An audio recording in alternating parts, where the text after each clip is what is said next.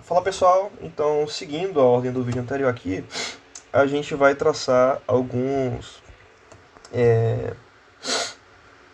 comentários acerca da estabilidade.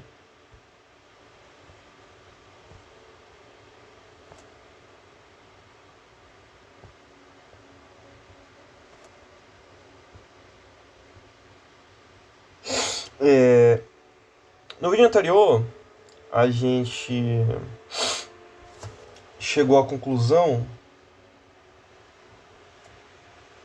Deixa eu pegar aqui. Opa, copiar. A gente chegou à conclusão que as entradas não nulas de cada bloco de ordem associado tem essa forma aqui, né? Em que o nosso L ele está entre 0 e MI menos 1, certo? Então vamos avaliar quando é que esse cara aqui ele vai para zero, vai para infinito, quando ele não vai para nenhum nem outro, né? Então a gente viu no vídeo anterior, né, que fica muito claro se o nosso lambda i ele for menor do que 1, esse daqui é o nosso maior módulo, né, for menor do que 1, esse crescimento aqui ele é muito mais acelerado que o crescimento polinomial, ele vai para zero quando o módulo de lambda i for menor do que 1 e independente de qualquer MI, né? Não depende da nossa multiplicidade. Então, o nosso MI ele pode ser maior ou igual a 1, né? Uma forma fácil de explodir, né? O que acontece? Ele pode explodir de forma muito intuitiva se o módulo de lambda i ele for maior do que 1, certo? Isso daqui também vai depender da nossa multiplicidade, né? Não depende do MI. O nosso MI está definindo a ordem desse polinômio aqui, né? Mas se, né, não importa. Se esse cara aqui for maior do que 1, isso aqui vai crescer infinitamente, pouco importa. Mas, vamos supor que o nosso módulo de lambda i ele seja exatamente igual a 1. Se esse cara aqui é exatamente igual a 1, esse cara aqui é uma constante. Ou seja, o nosso crescimento ele é definido explicitamente pelo nosso polinômio. Então, basta aqui o nosso polinômio ele tem uma ordem, um MI, né, qualquer multiplicidade, qualquer bloco de Jordan que tiver um alto valor com multiplicidade maior do que 1, esse cara daqui ele vai para infinito, né? Ele vai ser um polinômio que vai crescer, esse cara aqui ele vai para infinito, certo? E, obviamente, se o nosso lambda i ele for uma constante, né, for 1, e a nossa multiplicidade, né? Ou seja, os nossos blocos de Jordan, cada bloco de Jordan, né? Eles terem, pelo menos algum deles, tiver multiplicidade igual a 1, ou seja, se isso daqui tem multiplicidade igual a 1, ele vai ter ordem no máximo 0, né? Ou seja, uma constante. Então a gente vai ter, no limite, a gente vai ter essa constante com essa exponencial, né? Enfim, vai ser o módulo dessa constante complexa, né? Então vai ser o módulo desse cara daqui, né? Então vai ser essa própria constante aqui, né? Chama de C. Então ele vai para uma constante, certo? Então, basicamente, isso daqui revela alguns insights, né? Que a gente já sabia de tempo contínuo, de que quando a gente tem polos, autovalores repetidos, começa a surgir aquelas exponenciais multiplicadas pelo tempo, né? Então, tempo vezes a exponencial do tempo, tempo ao quadrado vezes a exponencial do tempo. Isso daqui fica claro quando a gente modela.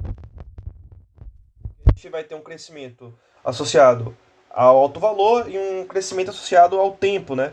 E esse polinômio que tem esse crescimento associado ao tempo depende da multiplicidade do alto valor. Então, isso daqui revela um insight, na verdade, isso aqui revela um insight que o nosso polinômio que depende do tempo, a existência dele depende de uma multiplicidade, né? A existência dele depende da multiplicidade de alto valor. Isso daqui é muito bonito de se pensar, né? Você tem os crescimentos exponenciais e os crescimentos que dependem de multiplicidade. Então tá. Então, esses caras aqui, esse cara aqui ele está associado à nossa estabilidade assintótica, esses caras aqui eles estão associados à nossa instabilidade, e esse cara aqui ele está associado à nossa estabilidade assintótica, e esse cara aqui está associado à nossa estabilidade marginal. Beleza? Então, a gente pode agora entender, quando a gente estuda estabilidade marginal, isso daqui está muitas vezes associado a pontos de equilíbrio. Certo? Então vamos abrir uma nova aba aqui, uma nova seção, em que a gente vai falar de pontos de equilíbrio.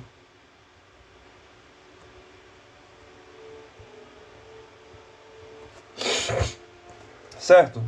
Abreviar aqui para PE. Certo? Então vamos supor que a gente tem um sistema, né, com um vetor de estados S. Então eu vou dizer que S barra, esse cara aqui, ele é um ponto de equilíbrio. Ele é um ponto de equilíbrio do nosso sistema, né? O mesmo sistema, vou chamar do sistema 1, de 1. Quando, né? Então, vamos... É aquele mesmo sistema, tá? Vou reescrever aqui, né? Um sistema de...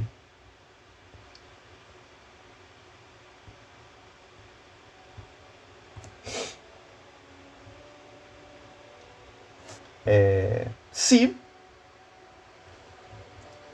para qualquer n acima do...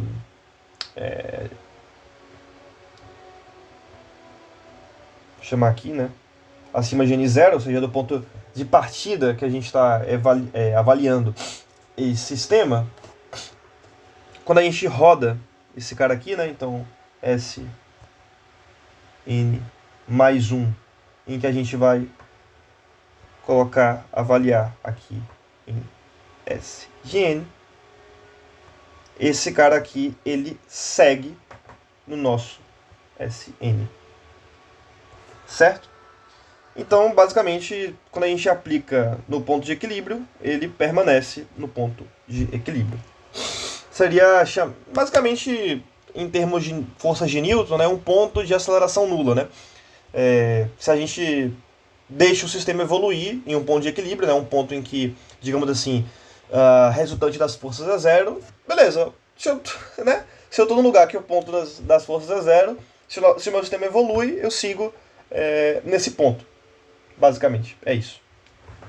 Certo? Então, isso daqui é nossa situação de equilíbrio, né? Então, o que a gente pode escrever, por exemplo, é que o nosso S barra é a nossa própria aplicação dinâmica do mesmo S barra. Certo? E na estabilidade assintótica, o que isso daqui vai acontecer, né? Posso reescrever isso daqui da seguinte forma.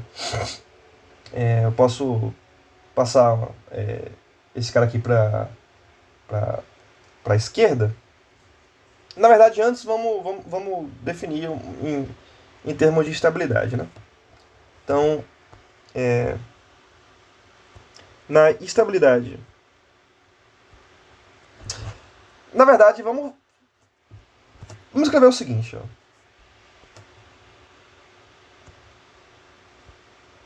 O sistema é estável quando... E aí é o que eu vou escrever agora. No limite, quando n vai para infinito, a aplicação dinâmica do meu sistema, a distância, né, do ponto dinâmico do meu sistema ao ponto de equilíbrio, esse cara aqui, ele é limitado, certo? E aí, se esse cara aqui ele for igual a zero, isso daqui é assintoticamente estável. Se esse cara aqui for diferente de zero, né, for um valor m qualquer, for uma margem, isso daqui ele é marginalmente estável. Ou seja, o que define se ele é marginalmente estável para assintoticamente estável é se conforme o meu tempo evolui, o meu ponto ele converge com o ponto de equilíbrio, ou esse ponto ele fica de uma margem do meu ponto de equilíbrio, né? Então eu posso avaliar o meu... É a mesma definição que a gente tinha antes, né? Só que deslocada de um ponto de equilíbrio, né? Ou seja, para um mesmo sistema eu posso ter diferentes pontos de equilíbrio. Não necessariamente meu sistema inteiramente ele é estável, mas eu posso particionar ele entre pontos que são assintoticamente estáveis e pontos que são marginalmente estáveis a partir de um ponto de equilíbrio. Beleza? Então... E a ideia é que agora, o que define um ponto de equilíbrio, né? Então, onde estão? A dúvida é, onde estão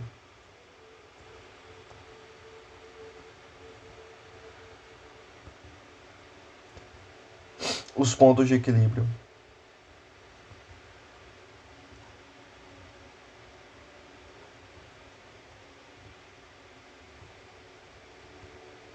Ora, vamos agora pegar essa equação aqui e manipulá-la. Certo? Isso daqui é a mesma coisa de escrever S barra menos A S barra, que é a mesma coisa de escrever. Isso daqui seria o nosso vetor unitário, né, que está multiplicando a identidade, para deixar explícito isso daqui, menos A S barra igual a zero. Ou seja, isso daqui é basicamente aquela resolução, né, quando a gente estuda autovalores no determinante, em que esse cara aqui seria um autovetor e esse daqui seria como se fosse o nosso lambda, né? Então, esse 1, na verdade, eles são autovalores associados à matriz A. Mas esse cara daqui seria o nosso autovetor associado à matriz A. Nesse caso daqui, o que a gente está querendo achar é o nosso S barra, certo? Ou seja, o nosso S barra, ele na verdade, se a gente fosse ter que escrever, né? O nosso S barra, ele no caso de... Isso aqui é um conjunto, né? Ele é o conjunto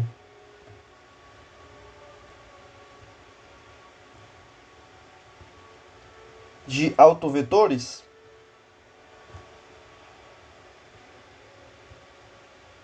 associados